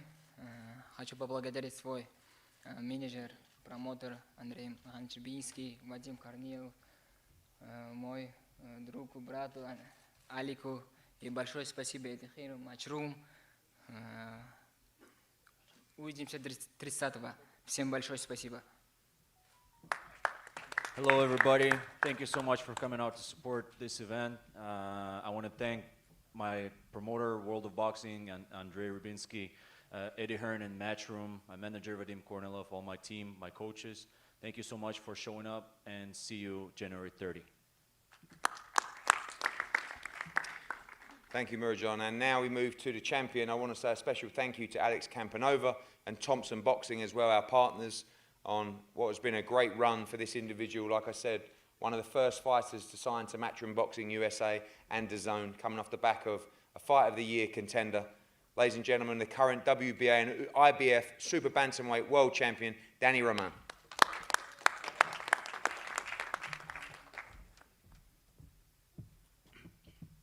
Good afternoon, everyone. I want to thank Eddie Hearns, Matchroom Boxing, and Thompson Boxing for making this possible. I'm excited to be among champions, the card with 3 world championships on the line. And you know what? With all due respect for the champions and the fighters, you know, but I'm gonna make it my night. I'm gonna be the fight of the night. And thank you all. And my respect for my opponent. He's a hungry fighter, but you know, I became a unified champion last year in April, and we're gonna keep it like that. Thank you. Thank you, Daniel Murujan. It's going to be a great, great fight. This is also a great, great fight. I remember being at the Danny Jacobs and Canelo fight, and these two came together face to face. We promised we'd make this fight. We've got it. Again, thank you to Golden Boy for stepping up and making this fight. Thank you to Jojo Diaz, his manager and team as well, for making this fight. And Tevin Farmer, who, you know, I've known him for a long, long time. When you think about success stories, and you can even call it a comeback story, you know, this guy lost many fights on the way through. He never quit. He kept going. He improved. And now I believe he is a great example to young fighters about work ethic, about always believing in himself. And he now stands as the most active world champion in boxing today, as the IBF Super Featherweight World Champion. But on Thursday night, he has by far the biggest test of his career so far. One of the top amateurs of the code previously, now former world title challenger and an excellent fighter who has had a great camp, ready to go. Ladies and gentlemen, the challenger for the IBF Super Featherweight World Championship, Jojo Diaz.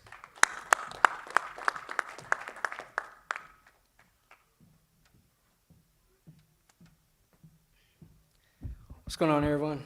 First off, I want to thank Eddie Hearn. I want to thank Joe DAZN, my manager, Ralph Heredia, Golden Boy Promotions, my father, all my team, Joel, Daryl Hudson, for getting me ready for this fight. It's the toughest fight to date. I know that this is a big fight.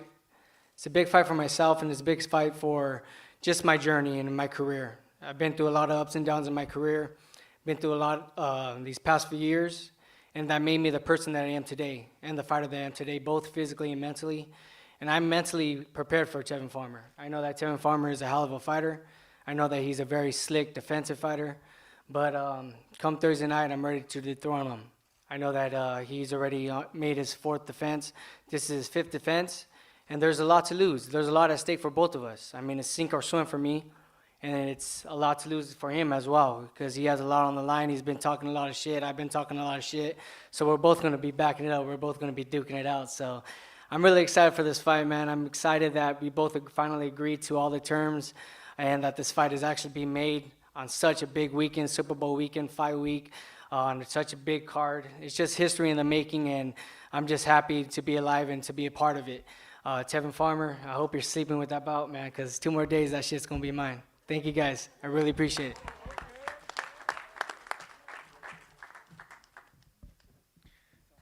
Thank you, Jojo. Before we hear from Tevin, I'm going to call up his co-promoter, Lou DiBella, to say a few words. It's been a pleasure working with Lou. I speak to Lou probably 2 or 3 times a day, and that's along with the 8 or 9 missed calls I also get from Lou to moan at me about something else. But he's very passionate at what he does.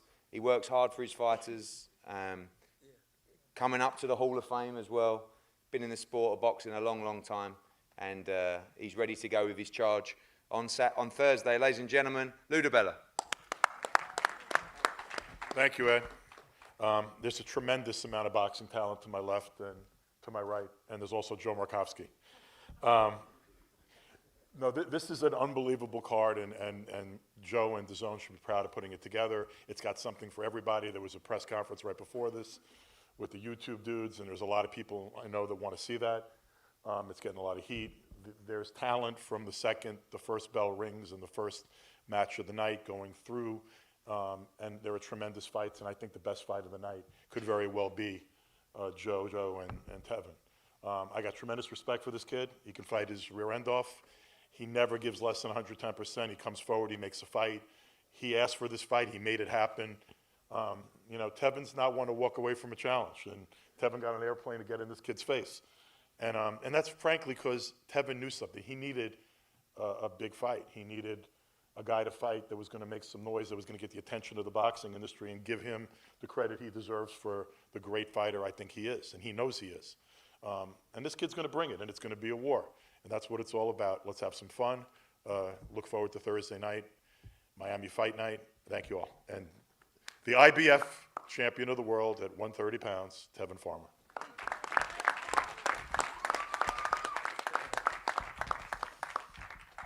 I ain't got much to say today. You know, every time I come out to speak, I have a lot to say. Today I keep it real simple. First, I'm gonna start off by saying I'm gonna beat JoJo ass flat out.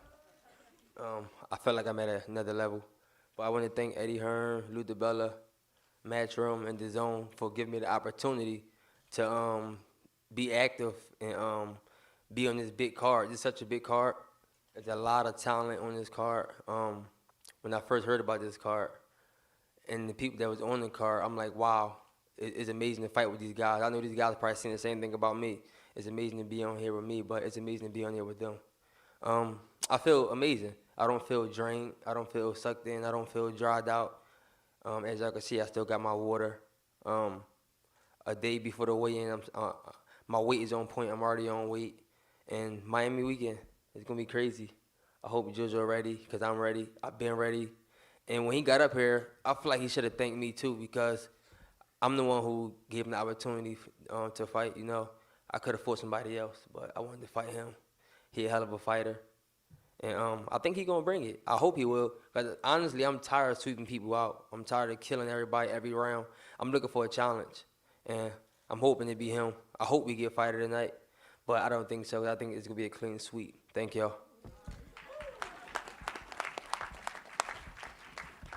Thank you, Tevin and JoJo. It's going to be a great fight, IBF Super Featherweight Championship of the World. We now move to the WBO Middleweight Championship of the World.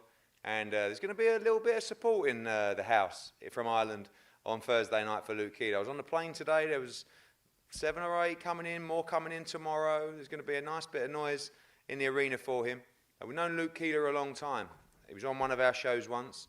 He had one of the best 2-round fights I've ever seen against Tom Duran. Unfortunately, he battered Tom Duran from pillar to post, then walked onto a left hook from nowhere to lose that fight. And I always felt that he was an exceptional talent that could go on and challenge for world titles.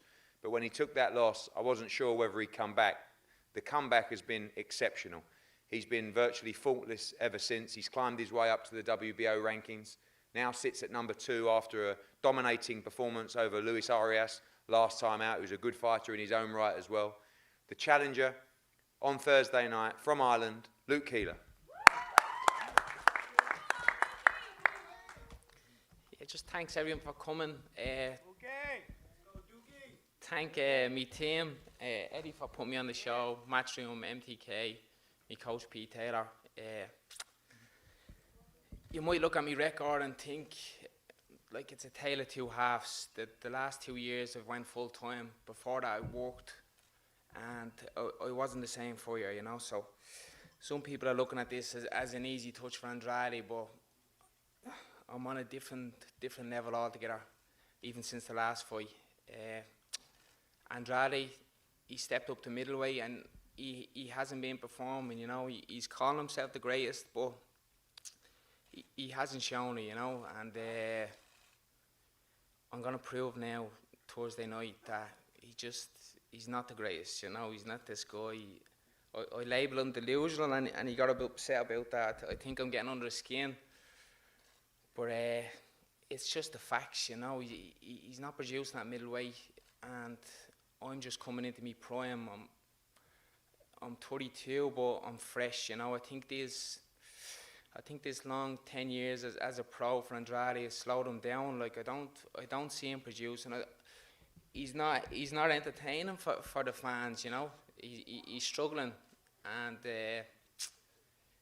like he's talking that he's the greatest, and it's not happening, you know. And that little moving around is not gonna do any good on Thursday night. I'm going to take the belt home to Ireland, and I look forward to pulling off the upset. Thanks. Thank you, Luke. The man they say is maybe the most avoided man in world boxing today, making another defence of his world title, 2 division, 3-time world champion, current reigning WBO middleweight champion of the world, Demetrius Boo Boo Andrade.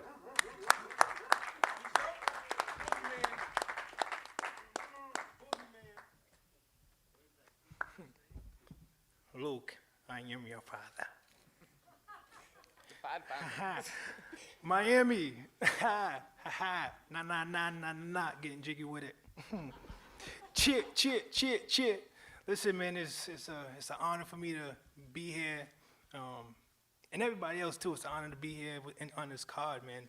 Listen, we're kicking off, punching off Miami weekend, Super Bowl weekend. I mean, it's great.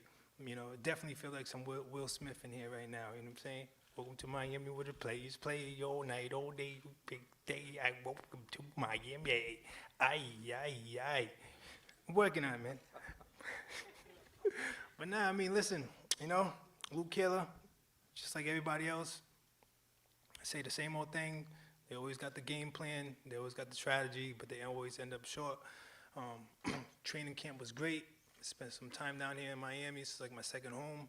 And listen, I'm ready to, you know, do what we've been doing. That's winning, putting on beautiful boxing, you know, exposing people to the talent that's on this card. It's going to be great. God bless everybody on the card. I hope everybody do their thing. You know, they walk out the ring as they come in.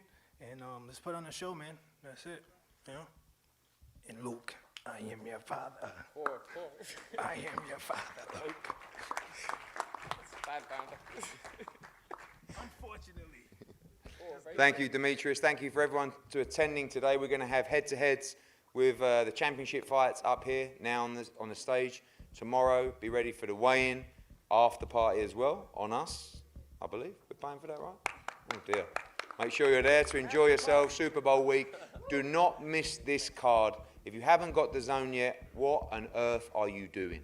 By far the best value for fight fans in world, the best schedule in world boxing, and we kick off a massive 2020 with an exceptional fight card, World Championship triple header, Miami Thursday night. Don't miss it. Thanks for tuning in.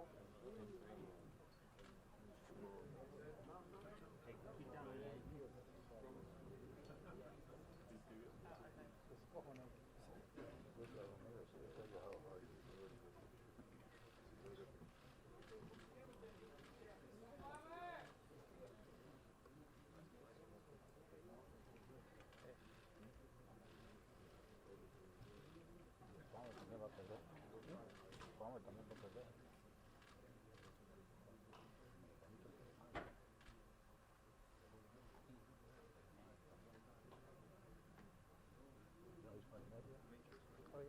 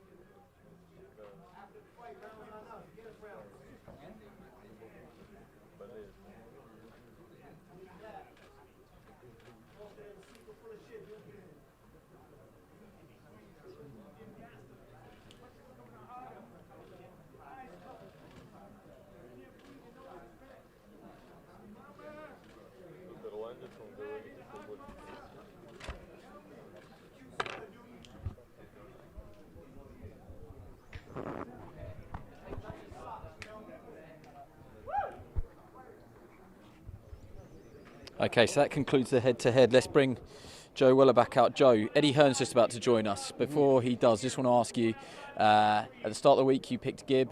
Have you seen anything today that makes you change that prediction? No, it's confirmed it for me personally. I mean, I had the inkling that you know, Gibb would have been more well prepared, and I think we've seen that more than anything. And here he is. You two know each other very well. You did a show this week, did you not? Yes, I've got someone who wants to meet you tomorrow. Sunscreen. Okay. Oh, no. He's come on the stream. He's come straight on the stream. He's come on the stream and he's done him dirty. Naughty. Joe was just saying that at the start of the week he picked Gibb. Hasn't seen anything today that's made him change that opinion. What do you make of today's press conference?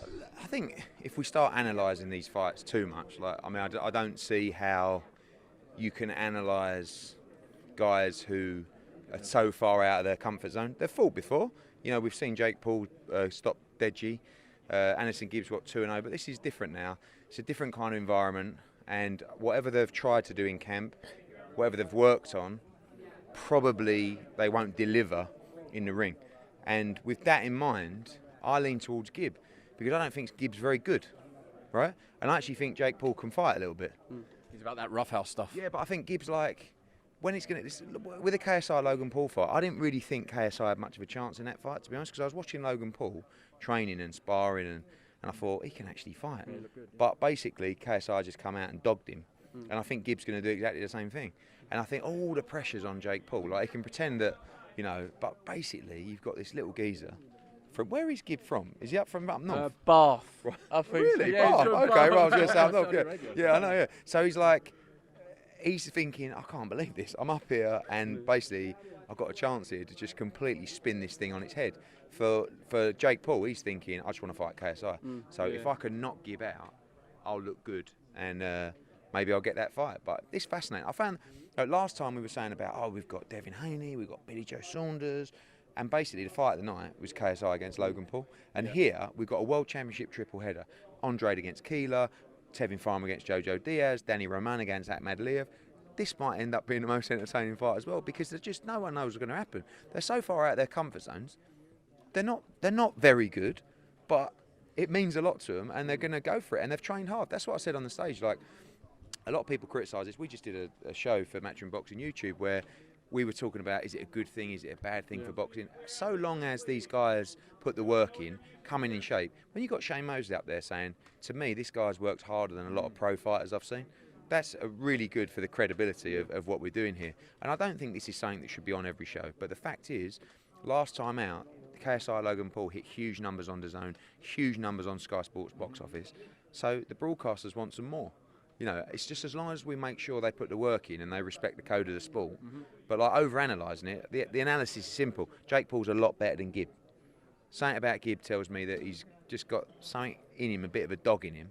And if he can just stick it on him, is he fit enough? That's the issue. I mean, for me, Jake Paul looks fitter. Gibb, I think, came in a little bit out of shape and looks in shape now. But can you do that over 6 or 7 weeks? But I've heard that apparently Gibb's engine is like the best in the camp, because obviously Gibb, KSI, all of that, they all train together, and apparently Gibb is the one that never stops. But this is the thing as well. Say if like YouTube boxing does well, like this, now professional boxing continues, would you go beyond 6 rounds? Like make it longer? Yeah, you could. I mean, I don't know whether they'd survive it. I mean, when you saw, like KSI was, after 2-3 rounds, I was thinking there's no way he's going to get through 6, but he did.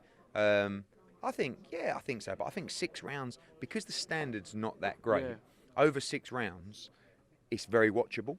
Do you know what I mean? If you start getting to a point where they're like 9 rounds in and it's like 2 guys falling over each other, so 6 rounds now. I think the bigger thing is, will you ever find anyone from that world who can compete, although they are on a professional stage, on a real professional stage, with actually pro fighters?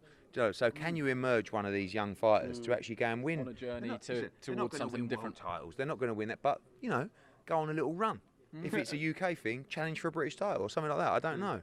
You know, Jake Paul to me looks like, through what I've seen, probably the most competent fighter I've seen out of what I've watched. But again, I think it's going to be irrelevant in this style of fight, because it's not like he's going to be going on against another technically sound fighter. He's going to be going in with a bloke who's going to be winging them in from all over the place, charging in, you know, and that's what Gibbs got to do. He's got to rattle him. He's got to make Jake feel like, oh, I'm not looking very good here. Start making mistakes and taking chances, swinging with him. I think it's going to be hilarious, and I think it's going to be brilliant entertainment. Before you go, do you mind if I ask you a couple of boxing general questions, really? Is there any delay in the AJ Pulev fight? What I mean by that is that seems to be the front runner. I know the IBF have allowed you a second delay to try and reach negotiations. Can we read anything into that it's proving difficult to make? No, the opposite actually, just that it's close, and if it was proving difficult to make, we'd go into purse bids now at this stage, or they'd order it. We spoke to the camps and they basically said, look, we need another 2 weeks and we'll have it finalised. Almost certainly that'll be AJ's next fight, and almost certainly in the UK. I mean, the main issue we have is Pulev wants to make as much money for that fight as he can.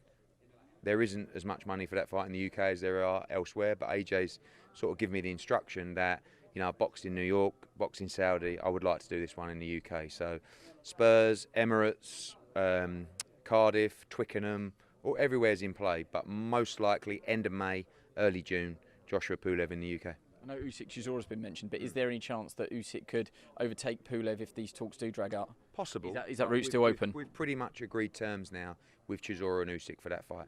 It's just a case of finalising it March 28th, early April, but I'm very confident you'll see that fight as well. With Wilder Fury, they didn't rematch each other straight away. There was fights in the interim.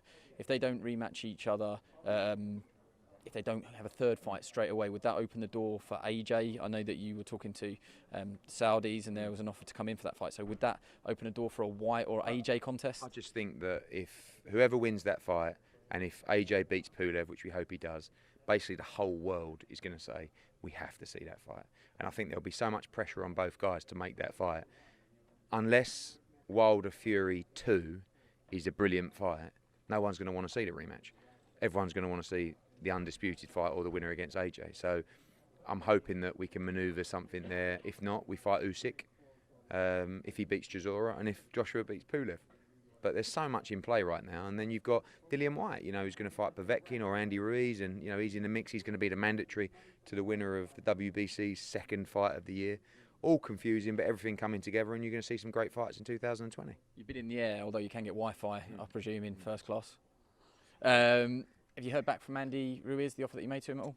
Yeah, they're very interested. The first offer was for a UK fight, which wasn't enough money. The second fight was a lot more money, and that was for a US fight, which has definitely got their attention. It's a risky time for Ruiz, because like if he comes back in a Dillian Whyte fight and loses, where do you go from there? You know, he's probably wanting to get a bit of momentum, but then again, he wants to prove himself. And if he fancies the Dillian Whyte fight, that's there. I think it'd probably be Povetkin next for Dillian Whyte, and I think it could be Ruiz straight after that. But as always, like he's thrown himself in the deep end. Dillian Whyte is in a mandatory position, as he has been for about 62 years. And then, you know, who's he beat on the way? Chisora twice, Joseph Parker, Oscar Rivas, you know, whacked last time out. Now he's fighting Povetkin, Ruiz. I mean, he's got the best resume of a guy who's never fought for a world title by a country mile. So we want to make sure he gets that shot. Brilliant. Listen, I'm going to let you go. You're going to make a big offer to Joe Willis to get him in there? Yeah, Look, he keeps saying no, but we're working on him. Yeah, he's too good looking to get in the ring. Do you know what I mean? He's too much of it. He should be in a boy band, not fighting. But we said in the piece, he started all this. You know, Joe was the guy who started all this. So he's now probably looking at it thinking, oh, I wish I was fighting now, you know. So wait, how much, like, if Saudi came forward and said, Eddie Hearn, we want you in the ring, Me? Yeah, would you ever do it? Come on. You know me, Ever. Joe. I'm not about the money. I don't know where you got this from. Eddie, thanks for jumping on the stream. I'll let you go. Thanks very much. Good seeing you, mate. Joe. Yes, mate. There you go. Look, you done him there. You done him on the sunscreen, but you done him with the Saudi. Would you fight? Yeah. Just before you go, excited. Excitement levels gone just that little bit higher, having seen them go face to face today. Yeah, I think the biggest thing for me is I'm excited because our man Anderson Gibb, he's looking so confident, and I think it's given us all that boost that Jake looks like he's sort of teetering a bit, you know, with what we saw. In terms of like, you know, what we wanted from the spectacle, i.e. them two going at it, us getting like fireworks, I don't think we got that. I think we wanted a bit more realistically, but, you know, knowing Gibb, he's going to leave that to the ring. And I think we'd prefer that than, you know, them talk a big game and go at each other and the fight not deliver. So I think, you know, it's going to be a great fight. I'm sure of that, and I can't wait. Brilliant. Well, we'll pick this up tomorrow. Make sure you join us. We're going to try and stream the weigh-in. We should be fine down on Miami Beach. So that's 5 o'clock. So that's 11 o'clock in the UK. And fight night, make sure you stay with us. Thursday night, early hours of Friday morning, Sky Sports main event, 2 a.m. I know a lot of you have been asking on the stream. So 2 a.m. And we've got some brilliant fights on the card on the backdrop you can see behind me. So Joe and I will be back tomorrow.